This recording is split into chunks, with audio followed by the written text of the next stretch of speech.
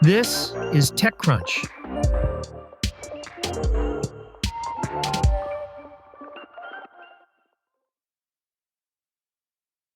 On Friday, a startup called Fable announced an ambitious, if head-scratching, plan to recreate the lost 43 minutes of Orson Welles' classic film, The Magnificent Ambersons. Why is a startup that bills itself as the Netflix of AI and that recently raised money from Amazon's Alexa fund talking about remaking a movie that was first released in 1942? Well, the company has built a platform that allows users to create their own cartoons with AI prompts. Fable is starting out with its own intellectual property, but it has ambitions to offer similar capabilities with Hollywood IP. In fact, it's already been used to create unauthorized South Park episodes. Now, Fable is launching a new AI model that can supposedly generate long, complex narratives. Over the next 2 years, filmmaker Brian Rose, who has already spent 5 years working to digitally reconstruct Welles's original vision, plans to use that model to remake the lost footage from The Magnificent Ambersons.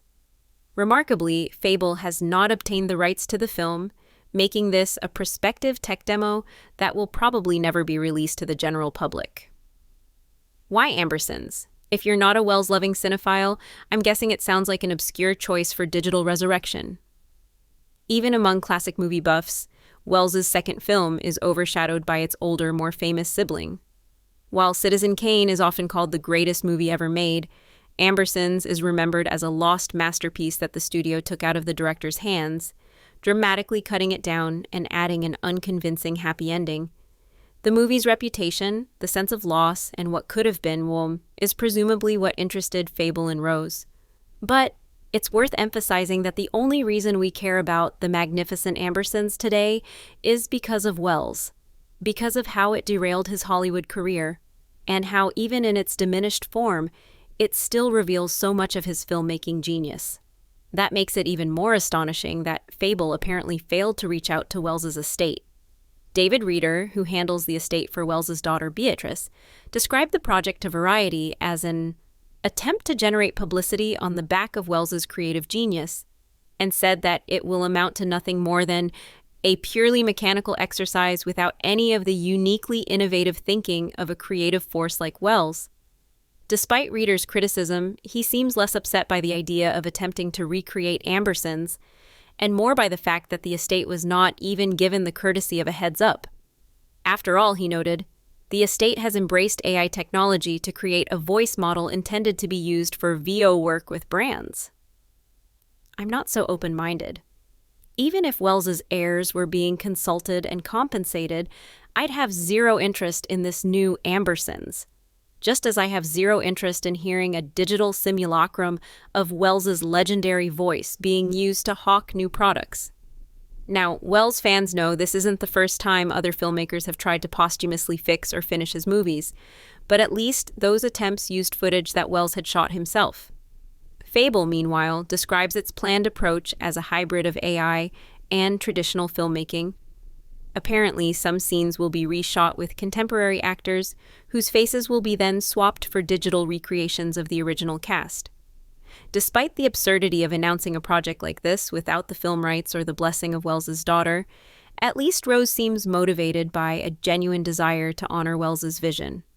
For example, in a statement about why he wants to recreate the film, Rose mourned the destruction of a 4-minute-long, unbroken moving camera shot whose loss is a tragedy, with only 50 seconds of the shot remaining in the recut film.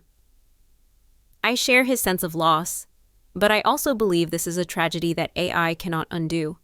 No matter how convincingly Fable and Rose may be able to stitch together their own version of that tracking shot, it will be their shot, not Welles's, filled with Frankenstein replicas of Joseph Cotton and Agnes Moorehead, not the actors themselves. Their final product will not be Welles's version of The Magnificent Ambersons that RKO destroyed more than 80 years ago.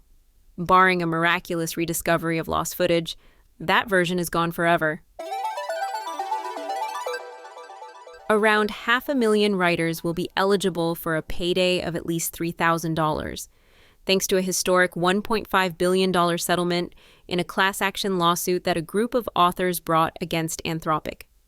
This landmark settlement marks the largest payout in the history of U.S. copyright law, But this isn't a victory for authors. It's yet another win for tech companies. Tech giants are racing to amass as much written material as possible to train their LLMs, which power groundbreaking AI chat products like ChatGPT and Claude, the same products that are endangering the creative industries, even if their outputs are milquetoast. These AIs can become more sophisticated when they ingest more data, but after scraping basically the entire internet, these companies are literally running out of new information. That's why Anthropic, the company behind Claude, pirated millions of books from shadow libraries and fed them into its AI. This particular lawsuit, Bart's v. Anthropic, is one of dozens filed against companies like Meta, Google, OpenAI, and Midjourney over the legality of training AI on copyrighted works.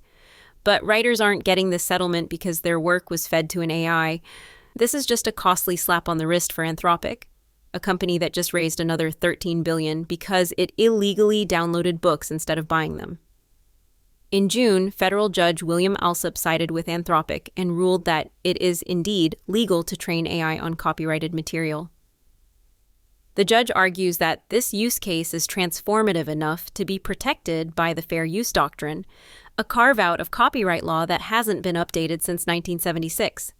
It was the piracy, not the AI training, that moved Judge Alsup to bring the case to trial. But with Anthropic's settlement, a trial is no longer necessary. As dozens more cases over the relationship between AI and copyrighted works go to court, judges now have Bart's v. Anthropic to reference as a precedent. But given the ramifications of these decisions, maybe another judge will arrive at a different conclusion. That's it from TechCrunch. For more tech stories like these, go to TechCrunch.com.